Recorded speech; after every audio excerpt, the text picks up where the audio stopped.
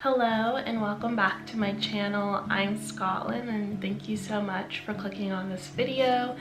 As you can tell by the title, today we're doing my 2022 TBR, or a collection of books that I want to read this year. It's always a fun line between the exhilaration of buying a book and then having to read said book, but I think I'm doing pretty well. I also am really trying to practice this year buying books that I know I'm really going to enjoy reading and may want to read again later, or would want my friends to read and I want to have a copy and be able to give it to them so they can read the book. But really making sure that I'm being conscious in the books that I'm purchasing and not just purchasing them for the fact of being able to say I've had it, or like the small rush of having to give the cashier my card. So with that being said, my books for this year are going to be kind of split up between a physical book and a digital book. First of all, I'm really into purchasing books that I know I'm really gonna like, and I always try to purchase a book, the physical book, if it's by a person of color. I don't really like to read them digitally. I like to just be able to give them, I don't know, like the satisfaction of knowing that they had this many physical hard copies sold. And I don't know if like that really matters in the end at all, but I would think it does. So I try to make sure that any books that I read by people of color, I purchase them. And then books that I just really like and would like to have in my collection, my physical collection, I purchase those ones as well. Everything else I kind of just read digitally on my iPad. Those are the kind of the criteria of the books that I have. Now, if you haven't checked out my 2022 New Year, my lips are kind of chapped. Let me put some chapstick on. Okay. What I was saying, if you haven't checked out my 2022 New Year reset, you wouldn't have known that I set the goal, or maybe I put it in my reading blog. I actually really don't remember. It's literally the two other videos on my channel, so if you have the time, and if you don't, just let it play in the background. But go check out those videos. I'll have them in the cards at top. The moral of the story is for 2022, I set my reading goal to 24 books, which would round out to being 2 books a month. And thankfully, I've already finished 2 books for January with a week left to spare. So I've been wondering whether or not I want to go ahead and pick up a 3rd book or just chill and get some other stuff done. I'm really happy that I'm already off to a really good start, which is much better than in years past. Without further ado, let's just go ahead and get into the books that I'm going to be reading for 2022. The first book I read for 2022 was The Other Black Girl by Zakiya Dalila. I think that's how you pronounce her name, Zakiya Dalila Harris. And if you watch my reading vlog, this is a book that I read in the reading vlog. I'm not going to say too much about how I felt about it because it's in the video. So if you want to know how I felt about this book, just go ahead and check out that video. But I did read this one already. The second book that I've already read this year is A Good Girl's Guide to Murder by Holly Jackson, and I just finished this video. I just finished this book at the end of my last vlog. It's the book that I picked up, and I just finished this one last night, and I love this book. It was honestly so good, and I don't think there's many book talk books that are actually worth the hype that they get on that app. But this one is really deserving of all the praise it gets. At no moments while reading this book did I feel bored or like was pushing myself to finish the book. Every single chapter was really entertaining, and I think it has a nice mixture of mystery, thriller, suspense, but also like a little bit of romance, where it's kind of in like maybe the C plot of the story. But I still think it's a really good book. This book is a part of a trilogy, so naturally I would want to read the next 2 books in the series, which I don't have with me right now, but I do plan on purchasing them just because I went ahead and bought the first book and I would like to have the full set. In the future, I'll be paying more attention to the books that I read that are in a trilogy or in a series, and in which format I buy them. So if I don't want to have the full format on my bookshelf, then I have to be sure not to buy the first book. Otherwise, my mind is going to be like, you have to get the other ones. The 3rd book for this year is going to be Good Girl, Bad Blood, which is also by Holly Jackson. I'm gonna have my Goodreads link down below. just so if you want to see where I'm at in my reading process, or you want to go ahead and read the books that I'm reading, or you know, just to keep up with it, you can go ahead and friend me on Goodreads. But let me just go ahead and whip out good old Goodreads so I can get the synopsis. It's also interesting because I don't typically read the descriptions for books, and I also don't watch the trailers for TV shows or movies quite often, so I really like to be surprised and just pick up the book. The second book, Good Girl Bad Blood, picks up right where Pip has sworn off investigating but has done a podcast with Ravi Singh, and it's gone viral. But on the 6-year anniversary of the memorial of Andy Bell and Sal Singh, it's discovered that Jamie Reynolds has disappeared and no one in the town is really looking for her, so naturally Pip picks up the slack and investigates what has happened to Jamie Reynolds. Now, the final book in the series is called As Good as Dead, and Pip is still bothered by the way that the last investigation went down, and she's used to the usual death threats that she gets, but now it's a little more unnerving and trying to figure out where to go before she starts college in the fall. I don't want to read too much about the description, so as always, like I said, go ahead and check out my Goodreads if you want more information, or you can just look up the titles. Now, I've kind of organized the books that I want to read for 2022, at least for the beginning months, by what books I want to read in each month. So I'm gonna go ahead and move on to the February books that I want to read, and of course this is all subject to change depending on the way that I feel about reading the book when the time comes. But if things go as planned, next book for February's read would be Blackout by a whole slew of Black authors, and this is a collection of Black love stories by Black authors, but it's set in Brooklyn, New York, through I think one day of a blackout. That's really all I know about this book. Like I said, and like I'll keep saying, I don't happen to read the descriptions too much, but I have read a lot of the books by the authors that have contributed to this book. For one, Danielle, I believe that's how you pronounce her name, Danielle Clayton, wrote Tiny Pretty Things with another author, and I've also read Nicola Yoon because I love her. But I'm just really interested in reading this book, especially because February is Black History Month and it's also Valentine's Day. It just makes the most sense to read it in February, and I really want to do better at reading books by Black authors intentionally, so I'm really interested in reading this one. Keeping with the same theme for February, I will be reading Party of Two by Jasmine Guillory, and I believe she is the one who has the book series for The Wedding Date, where she writes Black female characters as the main character in these short little rom-com books. I don't think any of the books in the series you have to read in a certain order, but I do think that the characters are the same between the stories, if that makes sense. So if you want to know a little bit more about who this character is, it would be beneficial to read that book. I just happened to find this at Target and I thought that it was a really cute cover. I did try to read The Wedding Date, but it didn't really capture me in the first couple of pages. Sometimes the writing isn't my favorite in rom-com books, and honestly I'm kind of a cynic when it comes to romance books. So I'm interested in reading this just because I know, like with a lot of the other books I have, they're kind of a heavier and more dense read, so having these fun little light reads in between would be really helpful. But basically this story is about Olivia, who is not interested in dating anyone when she moves to LA and starts her own law firm. She comes across Max, who really surprises her, and from there the relationship takes off, and it's really deciding on whether or not I think they want to be together. I think that's what's going to happen in this book. So it's interesting. It's giving me Scandal vibes just because of the sense of her being a law firm, her having her own law firm, and then Max being a politician, you know? It's giving Scandal. So those would be my 2 books for February, but naturally I still have a couple other romance books on my TBR.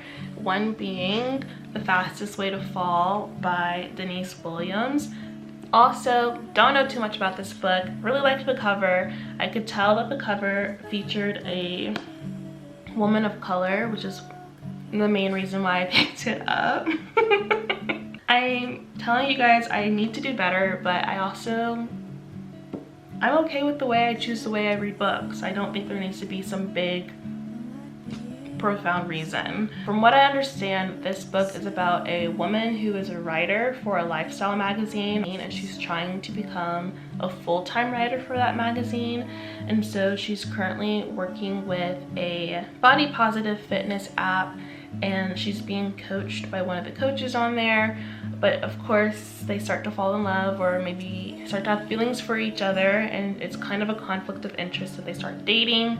So I think that's where this book goes off from. I was just really interested in the aspect of having a woman of color as a main character, love interest, and also the body positive aspect of this book, so I am looking forward to reading this book. Now, this book is also a bit more on the lover's side or romance side, but it takes a much different turn in the sense of it's not as flowery as the other books are.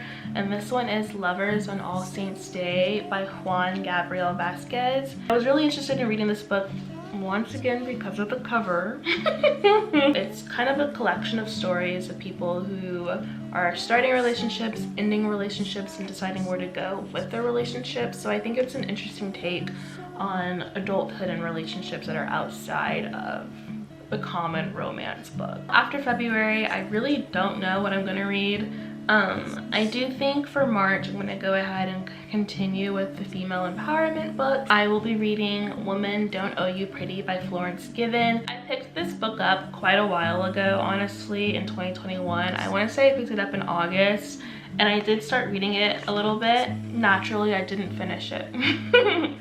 But I really liked the illustrations in this book, and it was some of the pictures in here you may notice from like Pinterest, and I didn't know that this was a book that they were coming from. Really got this because once again, I liked the cover, I thought it was cute, and I want to be able to say I read it and I'm not just using it for the aesthetic. I think in March for Women's History Month,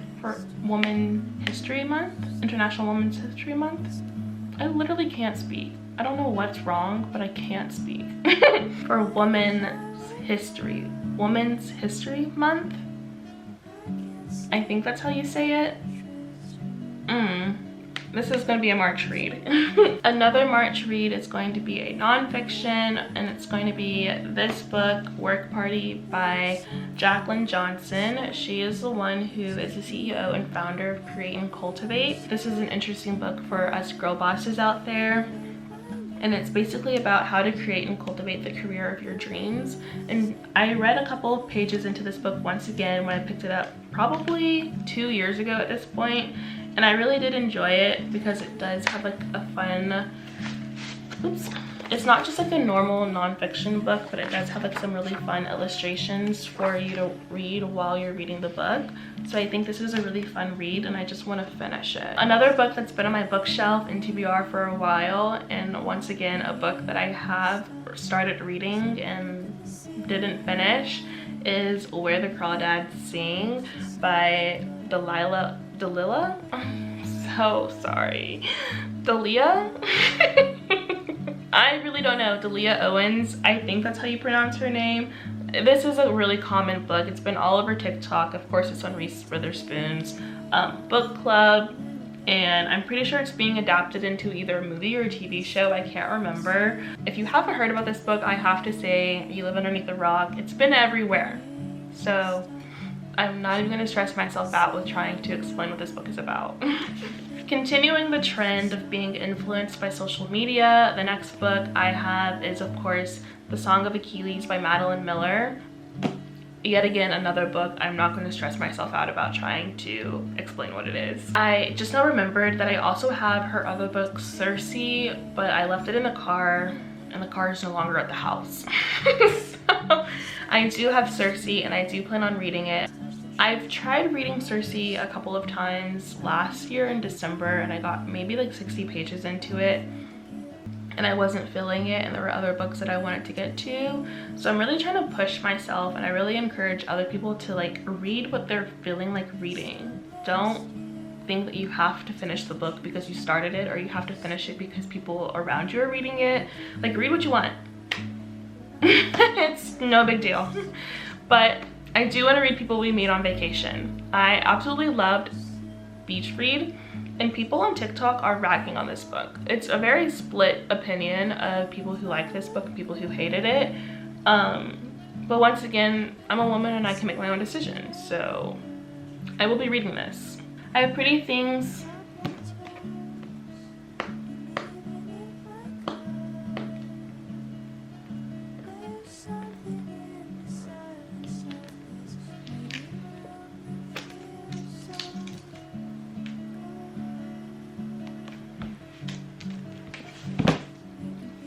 I have Pretty Things by Janelle Brown.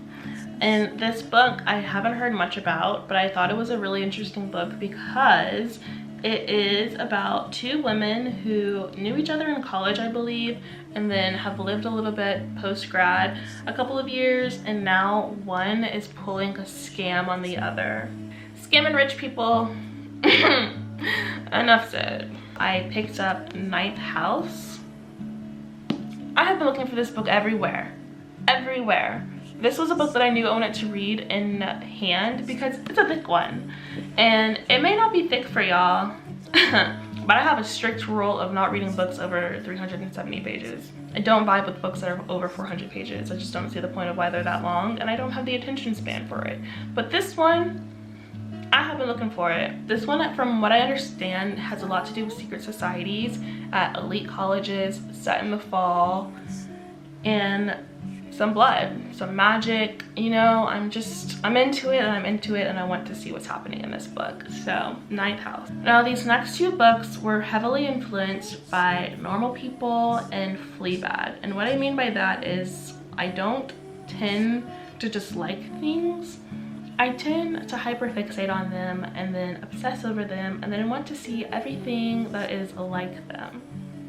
I have Writers and Lovers by Lily King. The final physical TBR book that I have as of right now is My Dark Vanessa by Kate Elizabeth Russell. It's basically about Vanessa, who had a relationship with a teacher in high school, and now years later other allegations have come out against him, and she's now trying to reckon with herself the new realization that she may have been a part of a not so savory relationship.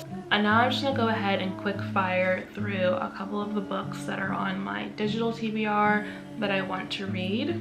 I want to read All's Well by Mona Awai. Like I said, I read Bunny, which I literally loved so much, but I can't find All's Well anywhere in bookstores. This theater professor who has chronic back pain and a failed marriage is deepening her dependence on painkillers, and things are happening. It's once again another psychological thriller, much of like Bunny was, so I'm interested. I also want to read Truly Devious by Maureen Johnson, and I want to read the whole book series, once again because of the dark academia aspect of the book and kind of the secret society feel of it, I think. I am interested in reading Verity by Colleen Hoover. I'm trying really hard to read books that I want to read and not read books that I feel like I need to read because they're famous or popular at the time. So I've tried reading The Seven Husbands of Evelyn Hugo. I'm not interested in reading it, okay? I'm just not interested. And maybe one day I will be, but I'm just simply not. Daisy Jones and the Six, also not interested in reading that. Don't want to. However, I do think I'll be interested in reading Malibu Rising. I love Nicola Yoon, and she has a new book out this year, I believe, or maybe it came out last year, but it's called Instructions on Dancing. Yeah, Instructions for Dancing. I also want to read My Heart is a Chainsaw, which is a very interesting book, and shock to everyone that it's written by a man. If you haven't noticed, every single book I've mentioned has been written by a woman on purpose. Finally, the last book that I know I'm going to be reading for 2022, because I'm currently reading it right now, is the Southern Book Club's Guide. The Southern Book Club's Guide to Slaying Vampires by Grady Hendrix. So hard to say. That is all the books I have to be read for 2022. Thank you so much for bearing with me through this video. And I know I didn't give too much information about the books, but like I said, go ahead and use the link in my Goodreads below to read more about the books that I've listed in this video. And if you continue to follow and subscribe with me, of course you'll see me reading these books throughout the year as I do my reading vlogs, which I really love doing. Comment a book that you're reading or books that you're interested in reading, or give me some ideas what you think I should read. So thank you so much, and see you in the next one.